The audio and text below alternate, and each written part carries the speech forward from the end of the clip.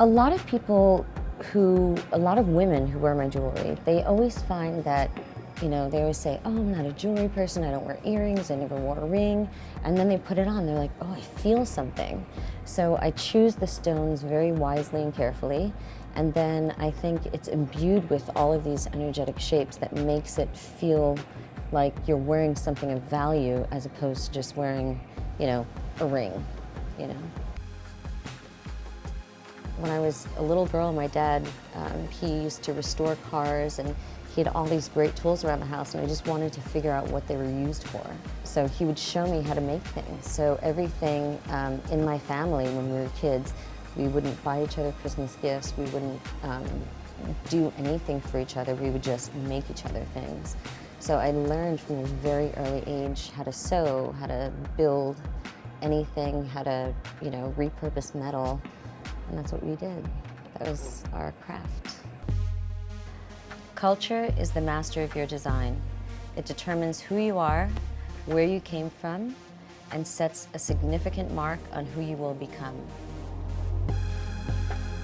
When I go to flea markets, I see, I'll see a face mask that looks like something from Masquerade Ball, and I'll just want to replicate my version of that for my next Halloween costume. So I'll see something that's like rabbit ears or rabbit mask, and I'll want to make that in diamonds and, put my own spin on it. And then if I see a watch that's really beautiful, that looks like a bracelet, so it has like a hidden secret in it, then I'll want to make my own version of that.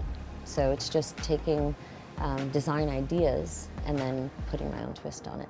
I love that people can hoard all this stuff for so many years, and they find it so particularly fascinating that they want to share it with the entire world on one weekend per year, and they pay to be there.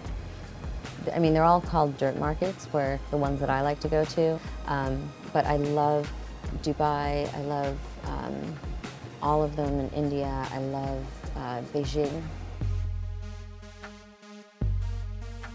Quite often, we see luxury in monetary measures when it actually lays in the quality of the moments that luxurious things bring. I love the 40s and I love the 70s, so it's basically a combination of both. It's half my fascination with Margarita Carmen Cancino, who is, as we all know her, Rita Hayworth, and anything from the 70s Halston disco era I love. So it's kind of like a combination of Art Deco meets old school classic Hollywood to disco.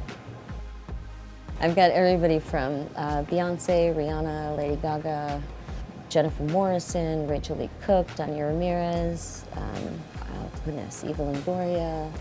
I mean, the list goes on and on. I have to say I'm a sucker for glamour. So anything that's really elaborate and really over the top is what I draw most of my inspiration from.